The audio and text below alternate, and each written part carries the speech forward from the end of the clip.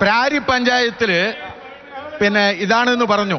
33 ബൂത്താണ് പാരി പഞ്ചായത്തിലുള്ളത്. 33 ബൂത്തില് 23 ബൂത്തിൽ UDF 40% മുന്നിൽ vote ചെയ്തിട്ടാണ്. അതായത് പ്രാരിയിൽ മുന്നിലല്ല എന്ന് പറഞ്ഞല്ലോ, പ്രാരിയിൽ ഞങ്ങൾക്ക് ലീഡ് കിട്ടുമെന്ന് പറഞ്ഞല്ലോ. നിലവിൽ ഈ 33 ബൂത്തിൽ 23 ബൂത്തിൽ 40% വോട്ട് വാങ്ങി മുന്നിൽ നിൽക്കുന്നത് UDF ആണ്, LDF അല്ല. പിന്നെ രണ്ടാമത്തത് വ്യാജൻ എന്നുള്ള ആരോപണത്തിന് ഇന്ന് ഞാൻ പറഞ്ഞുതരാം. കോടതിയിൽ ബിരിയാണി ചാലഞ്ച് നടത്തി കേസ് പിടിച്ചു. അതിന് കൊണ്ടുപോയ കടലാസില്ലേ, അതും ഡ്യൂപ്ലിക്കേറ്റ്. പറയൂ, ബിരിയാണി ചാലഞ്ച്. എന്നോടാ ചോദ്യം, എന്നോടാ ചോദ്യം. അല്ല, ഞാൻ അതിൽ പറയാം. ഇവിടെ ഇപ്പോൾ ഈ മുനിസിപ്പാലിറ്റി ഞാൻ പറഞ്ഞു വന്നു, മുനിസിപ്പാലിറ്റി ഭരിച്ചുകൊണ്ടിരിക്കുന്നത് BJP ആണ്.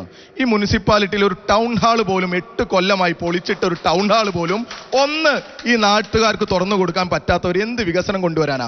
പിന്നെ വലിയ IT സിറ്റി ഒക്കെ പറയുന്നു. നിങ്ങൾ ഈ രാജ്യത്തിന്റെ പട്ടിണി സൂചിയെക്കുറിച്ച് പഠിക്ക്. 105-ാം സ്ഥാനത്താണ് അങ്കർ ഇൻഡെക്സിൽ ഇന്ത്യയുള്ളത്. പട്ടിണി കിടന്ന് മനുഷ്യർ മരിക്കുക ഈ രാജ്യത്ത് BJP ഭരണത്തിൽ. നിങ്ങൾക്ക് ഈ മണ്ഡലത്തിൽ എന്നല്ല ഈ നാട്ടിൽ ഒരു വികസനവും ജനപക്ഷത്തു നിന്ന് നടപ്പിലാക്കാൻ പറ്റില്ല. പിന്നെ നിങ്ങൾ പറയുന്നു ആരാണ് ഈ തട്ടിപ്പ് നടത്തുന്നത്? നിങ്ങളാ തട്ടിപ്പ് നടത്തിയവര്. ഇവിടെ മുസ്ലിം ലീഗിന്റെയും കത്വ ഫണ്ടും സുനാമി ഫണ്ടും ഒക്കെ തട്ടിപ്പ് നടത്തിയിട്ട് അതിനെതിരെ പരാതി കൊടുത്തത് മുസ്ലിം ലീഗിന്റെ ദേശീയ വൈസ് പ്രസിഡന്റ്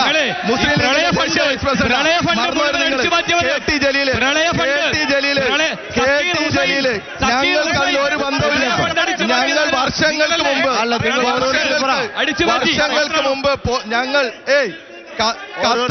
കത്വ ഫണ്ട് ഞങ്ങളുടെ പാർട്ടിയിൽ നിന്ന് വർഷങ്ങൾക്ക് മുമ്പ് പുറത്താക്കിയവരെ കുറിച്ചാണ് നിങ്ങൾ ഈ കഥ പറയുന്നത്. അല്ല, ഞങ്ങളുടെ അല്ല. എന്നാൽ നിങ്ങളുടെ അങ്ങനെയല്ല. സുനാമി ഫണ്ട്, കത്വ ഫണ്ട് എല്ലാം നിങ്ങൾ